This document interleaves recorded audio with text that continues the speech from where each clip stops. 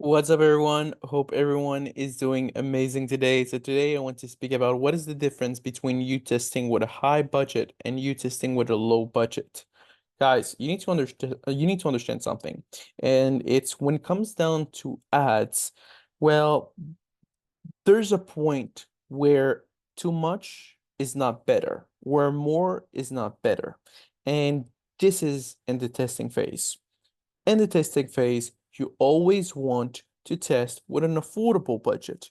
Normally, me and my brother, we have money. We could test with more, but we test with a budget of $25 to $50 at most. In certain occasion, we test up to with $100 per product, but not more than that. Like the 100, most of the time, we don't do it. It's really on rare occasions.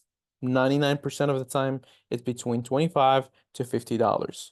And, you know, I understand that it's hard. I understand that it's hard to understand because the moment that you know if it's true or not, it's when you have a winning product. The moment you will have an eye-opening, kind of a revealing, like the moment you will see that it's true is when you have a winning product. Because a lot of people online are saying, oh, I test with 200, 300. I even saw someone say, I test with 500. So it basically means that if you test 10 product, you already spent $5,000. That's nonsense. That's literally nonsense. And you cannot know if it's nonsense unless you find a winning product. Because the majority of dropshipper and the majority of the dropshipping world, what happens is you test products. Those products don't make sales, and it's part of the process.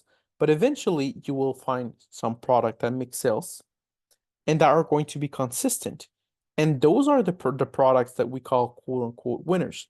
I cannot tell you how big of a winner it is.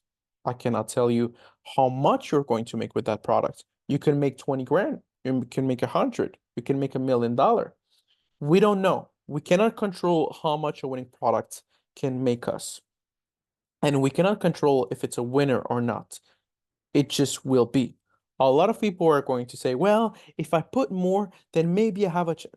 No, you don't. No, you don't. The only factor that you can really control is making sure that your product, you have it early on. The earlier you have the products, so it means if you have a low competition, very low, like you saw one guy selling the product and that's the only guy selling the product and you test it, this is the only moment where you can really have the chance of controlling a factor that will impact your success. That's basically what is it. Everything else, the budget, like the creative, all of those things, they matter up to a certain extent. And I'm not going to be blind to, okay, if you have a good creative or a bad creative, like the good one is better. If you have a good website and a bad website, the good website is better. But it's not as important as you think. What you should know is at the core, what is important is the product and that you test your product with efficiency. What I mean by efficiency, think about this. I tell that to all of my students when they're reaching the ad section. If you test a product with $25, okay? Like me and my brother, we do between 25 to 50. Let's say we keep it just at $25. And you overspend by an extra $10.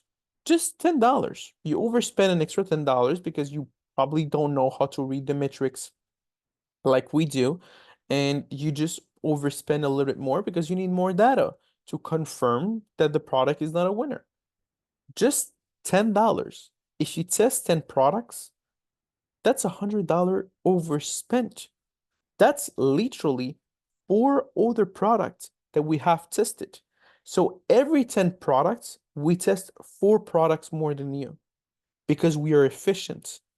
So when you have a winning product and that you know, you just know that it will make sales on day one. Obviously, it will not make, I'm not saying it will make 50 sales, but it will make sales on day one, and it keeps getting sales the other days. That's it. That's the proof it's a winning product. Don't be like, oh, but today it didn't make sales. Like tomorrow, I hope it's good. No, if it is a winning product, it's going to make sales. So you don't need to have a crazy budget. I remember like it was yesterday. One of my mentor told me, if your product isn't a winner at a low scale, it won't be a winner at a high scale. And I didn't understand. I was like, I don't understand what he means. But the moment I find a winner, I was like, oh, now I understand. Now I understand. You know, and every time that me and my brother we find a winning product, it keeps me remembering that sentence that was told by my mentor. I remember like, a product that we were selling that I actually show on here on this YouTube channel. So you can go back and look at this winning product. It was a phone case, okay? So phone case that was kind of like a camera.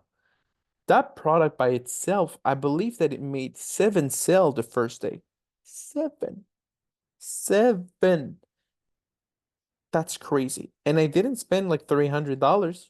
The budget allocated to this product was actually $50 for the testing. If it did run until the end of the day, it would have spent $100, but normally they don't spend 100. Like we don't let them spend that much, at most $50 because it was on Facebook, and Facebook it's a little bit more, pricey when it comes down to advertising. But yeah, still $50. So with $50, even before like the first 2 sales, we got it before I think $15 spent. So if you do the math and you're like, okay, every 15, $30, I should get like 1 or 2 sales, then if you don't get them, why are you spending more? Like why? Why are you spending more? And a lot of people, it's like, yeah, but maybe at $90, like that's the thing. A product, I never seen a product that just wasn't making sales, and out of the blue, just random, it starts making sales. No, like it's not that it works. If a product has demand, it will have demands from day one.